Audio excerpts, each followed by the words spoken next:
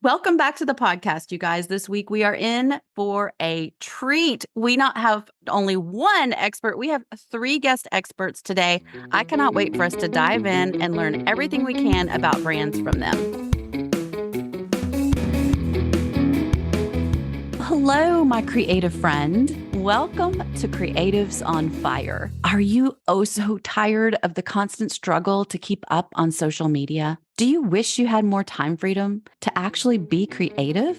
Well, listen, I'm Melanie Ferguson, a creative business coach and multi-six-figure online creative business owner who's made so many mistakes growing my blog and social media to hundreds of thousands of followers, only to look up and have very little to show for it. Once I put my head down and added a few key systems and strategies, everything changed for me. In this podcast, I'll be sharing my proven systems and shortcuts, turning those followers into paying customers. So if you're ready, let's take your online business to the next level and leave all the overwhelm behind.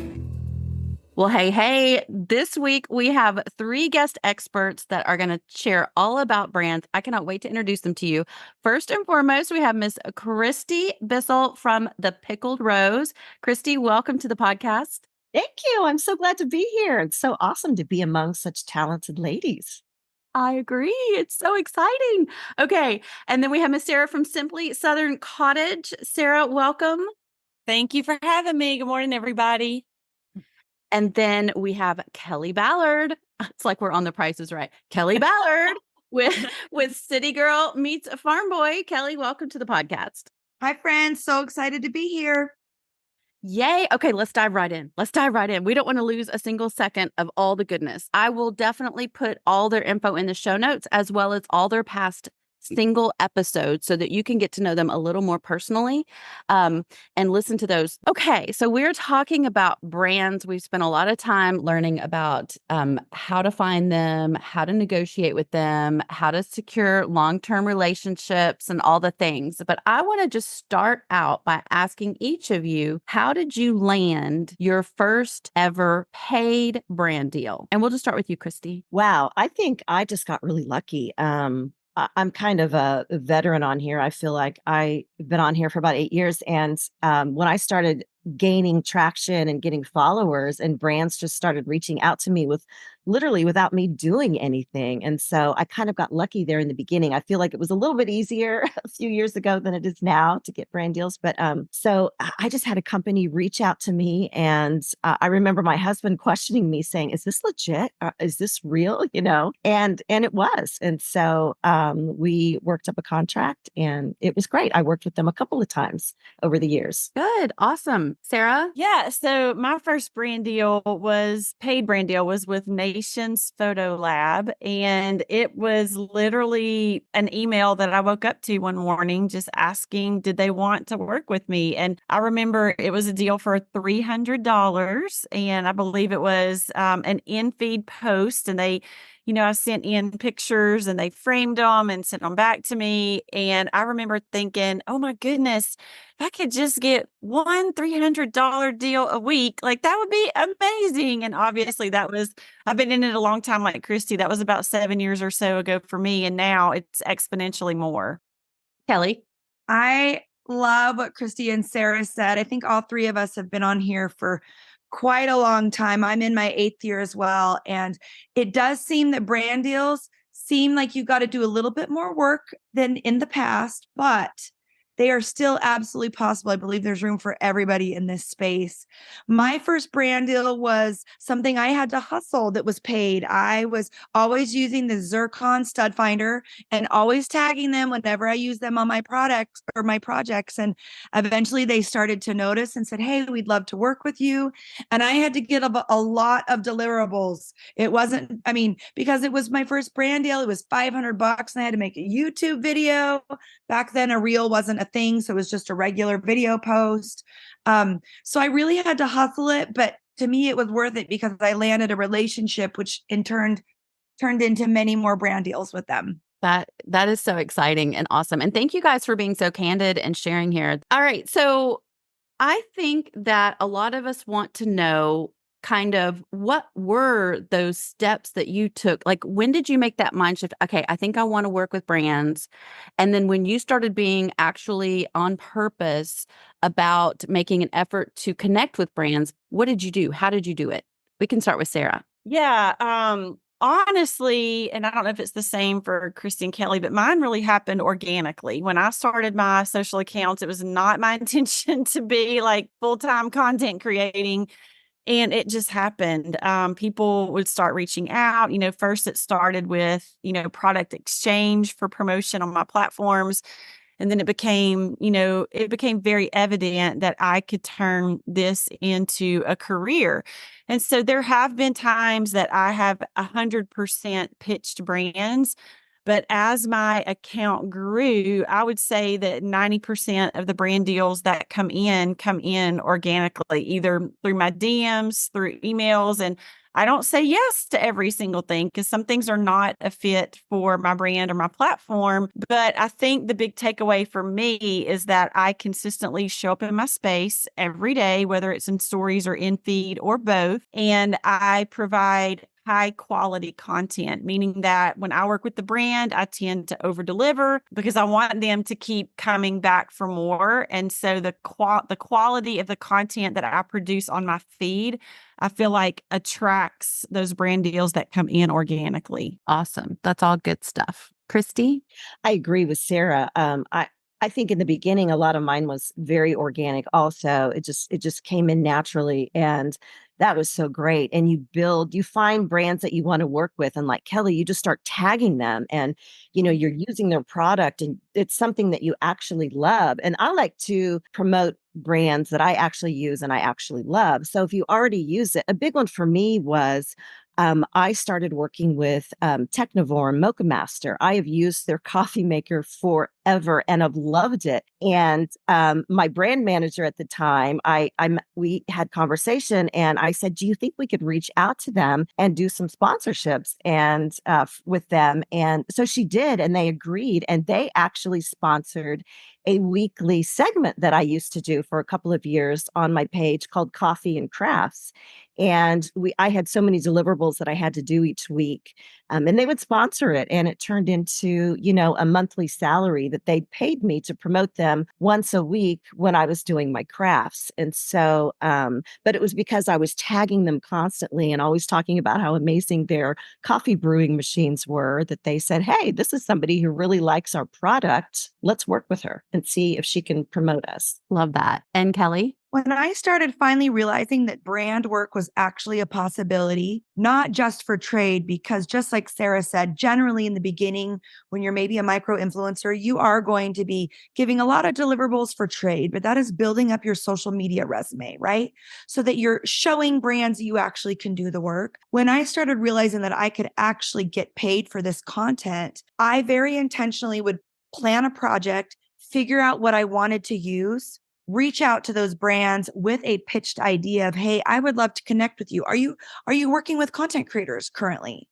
And then we would start, if they said yes, we would start going into some ideas of what I could produce for them, and then talk about maybe a fee that would go along with the deliverables that I was offering. And so I was very intentional. And something that really, really helped me was I would start following women or men in my niche who were working with brands, and I would see who they were working with already. And I wouldn't just jump right in and just start, "Hey, give me the contact. I want to work with them." I would organically start connecting with that brand, knowing in the back of my mind that they do work with content creators. So when my page was ready, I knew who I could reach out to. Just because you see who's working with somebody doesn't mean your page is ready to do that. You've got to make sure that when you're ready for the pitch, that you're in a spot where they really want to connect with you. I love, love, love that advice. You guys are so full of wisdom, and that's why y'all are on this panel. Super amazing. So speaking of, and I think Kristi touched on it a little bit, but brand agencies, brand management companies, do all three of you, or have you in the past used them? Walk us through what that looks like. And we can start with Kelly. So I know this is a really current trend. It's a great trend to have a brand agency represent you. It wasn't very as common in the past, but now it's very common. I actually choose to represent myself. I had a brand manager for a while, and because I had pitched brands for so many years before agencies were a thing, I just got really good at pitching myself. But I know a lot of content creators just don't want to manage that. They would rather have somebody do it for themselves, which also works really, really well. So currently, I don't have a brand manager. I like to navigate that on my own, and I would rather hire a VA to do other administrative work to take off my plate so I can focus on that. But everyone will have their own, their safe spot of what they feel good about. Exactly. And Sarah, your Yeah, experience? so I'm in the middle of this conversation, and so when people start working with brand agencies, you have an option to go exclusive or non-exclusive with a brand manager.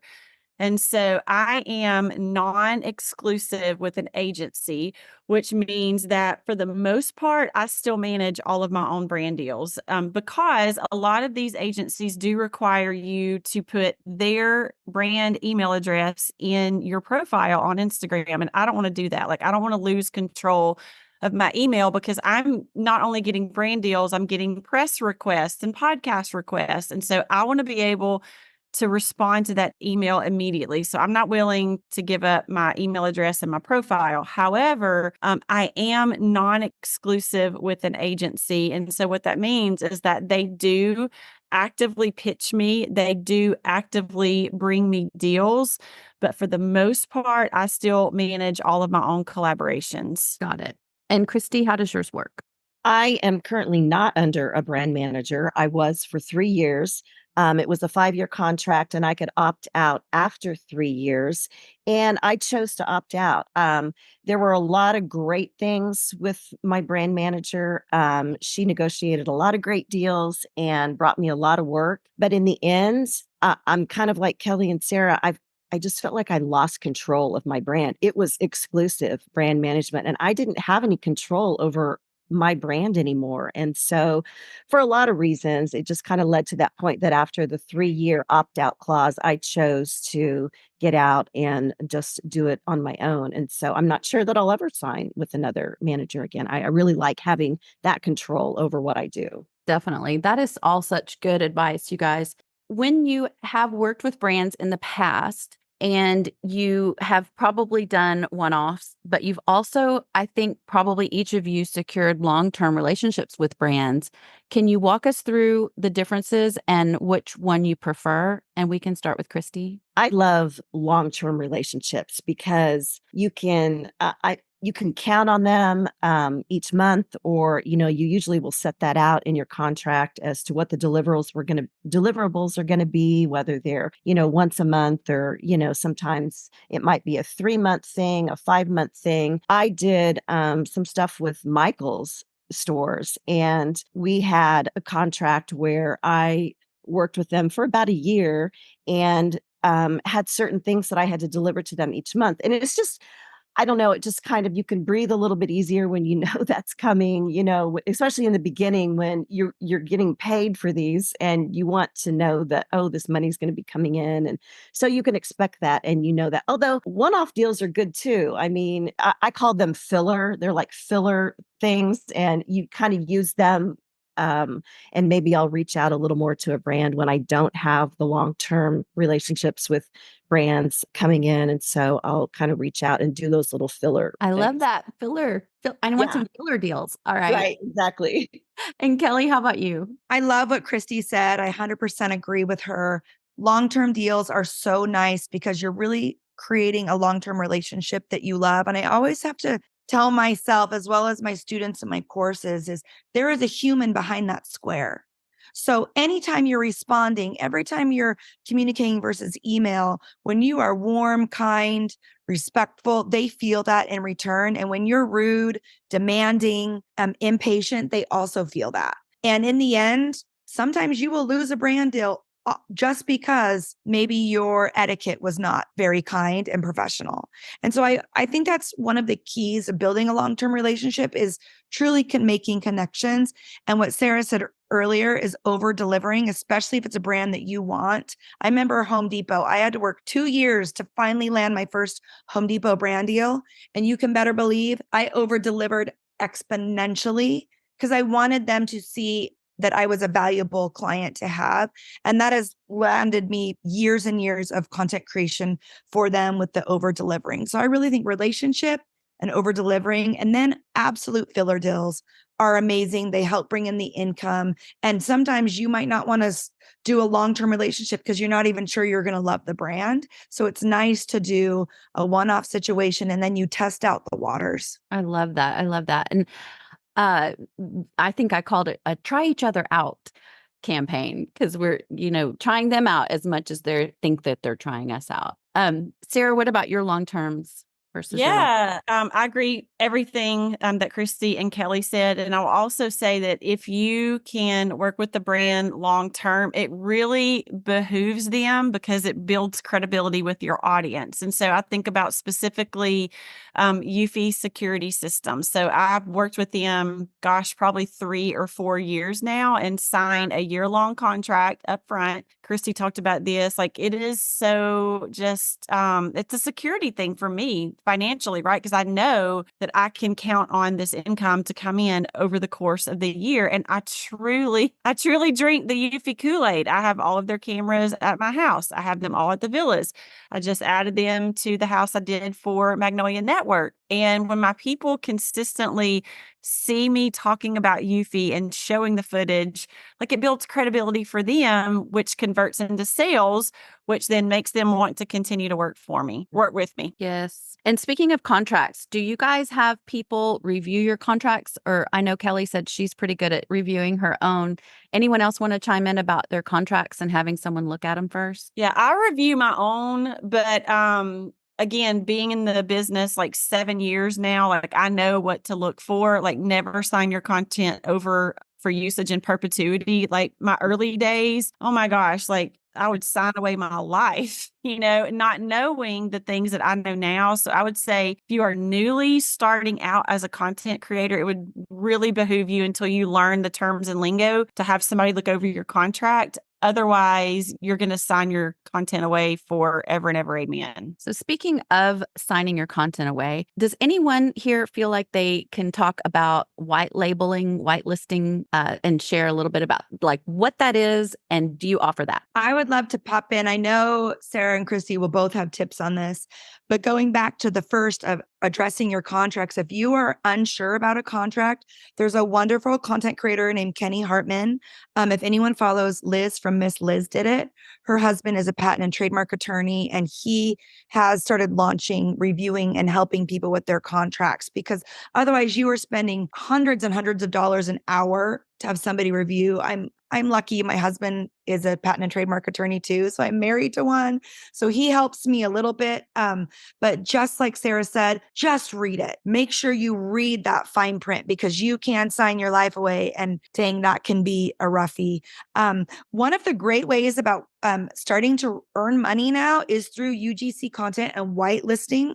So one of the brands that I've worked with for years loves my video content and wanted to use it over and over again to advertise off of my page. That is when you're going to start charging white listing fees, and you can do monthly, you can do a bonus price point of 6 months or a year, but you really never want to sign that away forever because they will just use it and use it and use it, and you're not getting any bonus of that. Versus UGC content, which is user generated content, a brand might reach out to you and just say, well, you create a video, you never even have to post it, then we just own it.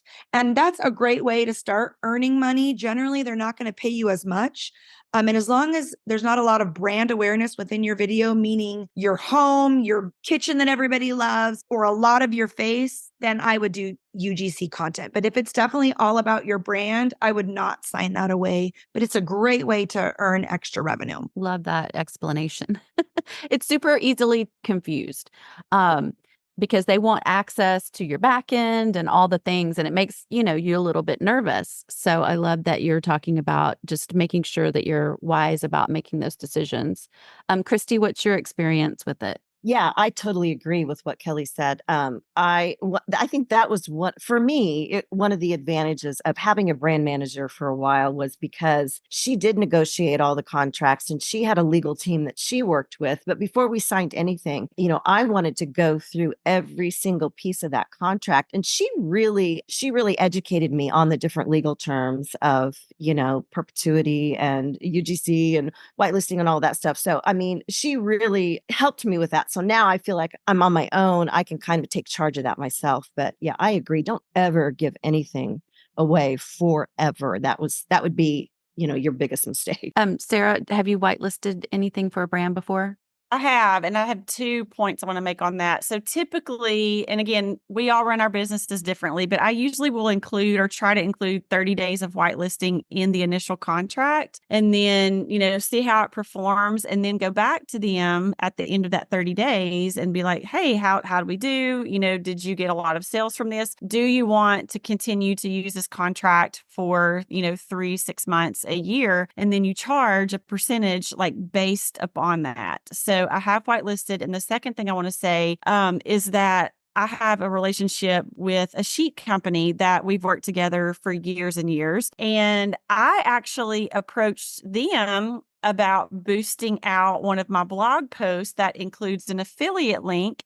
And so I'm not charging them per se to use my content, but they are putting the ad spend behind it that is driving traffic to my blog, which includes an affiliate link to their product. And that is a sweet spot win-win for both of us. I love that idea. I love thinking out of the box and the neat things that you guys can come up with because you're so creative. Y'all are creatives on fire. Okay. So speaking of, when you put together a package for a brand because you're trying to win them over and over deliver, what would be some of the deliverables? I know that we clearly have Instagram Reels, but like what are some other like out of the box things that you would include, like you were talking about, that maybe would make you stand out from the next creator? Kelly? When you start offering brand deliverables, you really can give them so many options. If you are just starting out, this is going to feel very overwhelming. And I remember when I started out and people would say, you need a YouTube video. And I was like, what? I don't even understand that. Then you should start TikTok. So start out with what you're great at. And then every few months, get better at another platform. And so now my deliverables are all the things because I slowly grew my skill set. So don't try to do everything all at once. That would be my first tip. But here's a few that I will throw in. Of course, anything on IG, whether it's a broadcast, send, or a link in your bio, a reel, a post, story, a live. Then you can go onto TikToks and you can do stories. You can do long form. You can do short form, YouTube shorts, as well as YouTube regular videos, Pinterest. They just stopped doing idea pins. So now it's still just pins, but you can do a static pin and a video pin. You can even post on Amazon as well as Facebook, Twitter. Now we call it X. So those are the things that I add in. And then you have your whole blog segment, which I know Sarah is like hustling at blog much more than I am, that she probably has a lot more tips and trips if there's Google stories or things like that. But there's kind of a base of where you could add to your toolbox. Awesome. Thank you, Sarah. What was those secret things that you can beef up your package with? So 2 things that I do, and it's one of the things that Kelly just said, but I typically, when I am quoting a brand, I go in high first. Like you can't go up, right? So you always want to start with like your highest offer. But with that offer, I always ask them or tell them that I'll cross promote to my other channels. So interestingly enough, my Facebook is larger than my Instagram now. And so I almost always will say, like, here's the price. And if you will meet me at this price, I will cross post to my other channels at no additional charge. And almost every single time, like, I can land that. And then a relatively new tool that everybody's using now is the autoresponder on Instagram, right? So you ask your audience to comment a trigger word and then you send them a link. And so some brands are still kind of lagging behind and want you to put the link in profile, but everything I'm reading says that that is a dated tactic. And the most up-to-date tactic is to offer a brand use of your autoresponder tool. And so that tool does cost me as a creator, a monthly fee or a yearly fee. And so I charge a brand extra if they want to use the autoresponder, and it behooves them because it sends the link directly to the messages. The customer can, buy immediately, and then the fee that I'm charging them will pay for the service. Love it. Kristi? Yeah, I agree with both everything that Sarah and Kelly said. I think the more you can offer a brand, and I agree, always go in with a high number so there's some negotiation in there, but over offer them. Like I will say, I'll give you, this is what I can do. If they ask for 5 static posts on Instagram, or I might give them 10 to choose from, only 5, but I'll over create and give them more product to choose from and let them choose. I just think it's really important to do that. And cross posting, Sarah, that's great. I loved that tip. That's a great negotiation tool there for them to come up and meet your price. I like that too. Okay, so I have 2 more to tack on. One is put them in my email, which I'm sure you do too. And then I will, obviously stories, give them a shout out, but I hadn't thought of the web stories. That's a great idea. And then the second one was to give them an annual highlight bubble. So you can also, every time you are tagging them, and even non-paid items or posts, you can put that up in the highlight bubble. Okay, so I want to find out what has changed. Where are we at now with brands?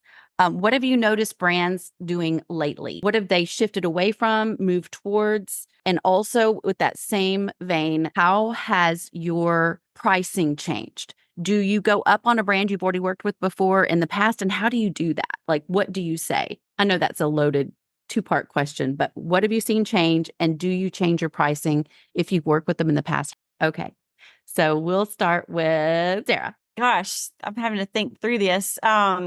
So again, my business is maybe different than everybody else's, but my pricing, even though my account has grown, has pretty much stayed consistent the last 3 years. And here's why. And I would love to hear Kristi and Kelly's take on this, is that I call COVID years the heyday of Instagram. Like brands were flooding with you with deals and money and, all of that.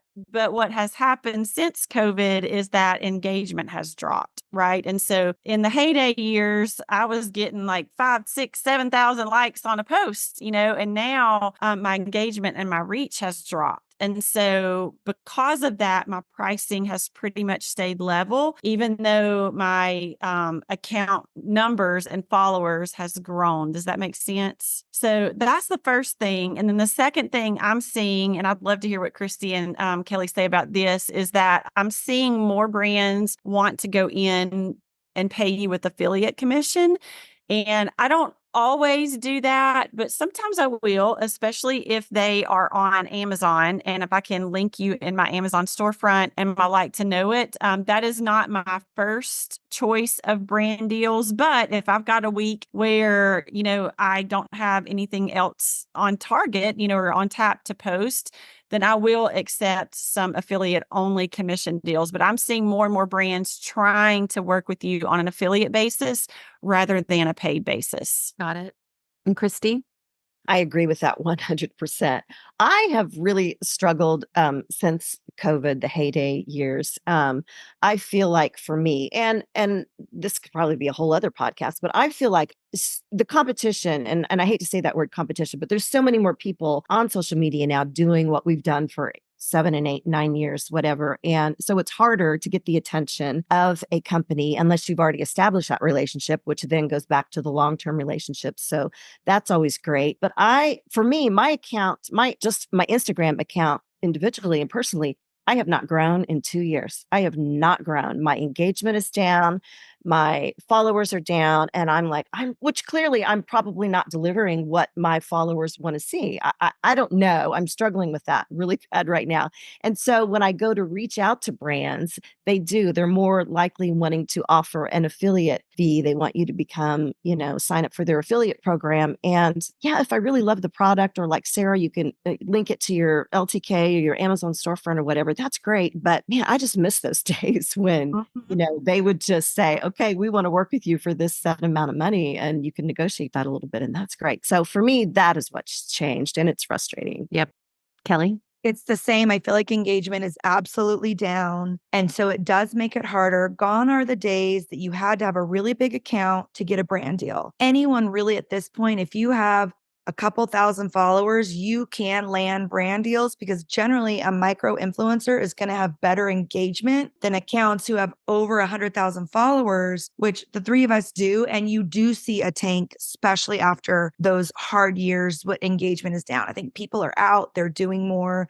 So I think if you can offer, once again, more deliverables, or instead of 2 photos, you offer 5 photos, still for the same pricing, it's really not that much more work for you to get a few more photos at a different angle that you don't even have to post, but the brand gets. When you start upselling yourself, if your engagement is down, I think that's the way that you continue to land those deals. I've had to do that because my engagement is down. Like Sarah, I haven't changed my rate.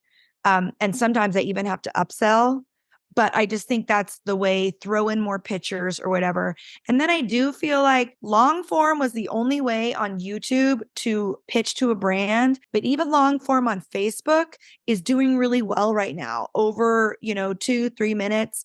And it's really doing well on TikTok. And so if you can pitch your small reel, but you record the whole thing of what you are doing, whatever project, cooking, whatever you're doing, so that you can also pitch to them, I'm going to make that into a square for Facebook, a long form vertical or horizontal for YouTube. And then I'm going to do a vertical for TikTok, but it's all the same video footage. You're really not changing the content. You're just changing the form. That's a way to pitch and make more money and help brands see that long form video can help them, not just a tiny reel. Gotcha. So across the board, I'm hearing that your pricing is not changing, which is very good to know. Let me ask you guys, we'll go around and wrap it up, is what advice would you give to anyone who was wanting to pivot from free product to paid brand deals? Walk us through what advice you would give them. And Kristi? So I love to be everybody's cheerleader. I think there is enough success for anybody who wants to do this on any social media platform. And it's all about hustling. So if you're just starting out and you want to approach a brand for money instead of product, for me, the most important thing is a brand wants to know exactly what you are going to do for them step by step. And you lay it out and say, we're going to do this and this and this and this, and literally lay it out, everything that you're going to do, and sell yourself and tell them why you should represent them and why you would be the best ambassador for them, and how you can use their product and how you can sell them to other people. I just think, that's the best thing. But have confidence in yourself. Don't sell yourself short, because anybody can do this. It just takes hustle and how hard you want to work. I agree. Sarah? So my advice will be something I think that Kelly said earlier, is that if you're just starting out and if you want to land a paid brand deal, you need to be tagging that brand organically already. And I'll give you a quick example of that. And so I am a big fan of Preen, which is a weed preventative. I have been drinking the Kool-Aid for years, tagging them, several times a year when I'm applying it into my flower beds. And after about 4 years, I just signed a pretty big contract with them that I'll start delivering this year. And it's because they saw me consistently already posting about their product. And I was building that relationship behind the scenes, which now has turned into a paid brand deal. That is awesome. So I guess I would say patience. Yes. That's a long time to be continuously, posting and tagging and with nothing. So Right. I love it. I love that advice. Okay, Kelly. I loved what Sarah said. If you're trying to pivot into getting paid, I think a lot of it's how your approach. It's your relationship, and then it's your approach. So often, if I've already done free work, I would say something like, I've loved doing this. I'm happy to share in stories one more time for this amount of product. Moving forward, I am changing my rates do you have a budget for your next campaign? Because we've already worked together, I would love to offer you a discount for my future rate change, so that they're knowing that you're still trying to have a relationship with them. You're not just trying to be like, hey, you gave me now free product. Now I just want your money. So I would even say my general rate is, let's just say my general rate is $3,000 for a reel. But because we have this relationship, I would love to do a reel for you for $2,000 and see how it goes. Maybe just something where you say my regular rate is this. I would love to offer you a discount in this. Because we've worked together and I'm so glad for that. So maybe just pitching it that I'm changing my rates moving forward and giving them a discount so they feel like you want to work with them. That's great advice. And Kelly, you have a course for people who are wanting to learn about working with brands. Tell us a little tiny bit about that, and we'll definitely add that to the show notes. I just made it when I had so many friends. Like Kristi and Sarah, we get friends all the time. How are you doing that? Or how would I pitch? And honestly, it's not something you can answer over a DM. And so I finally just wrote a course about it. It's definitely how I do it.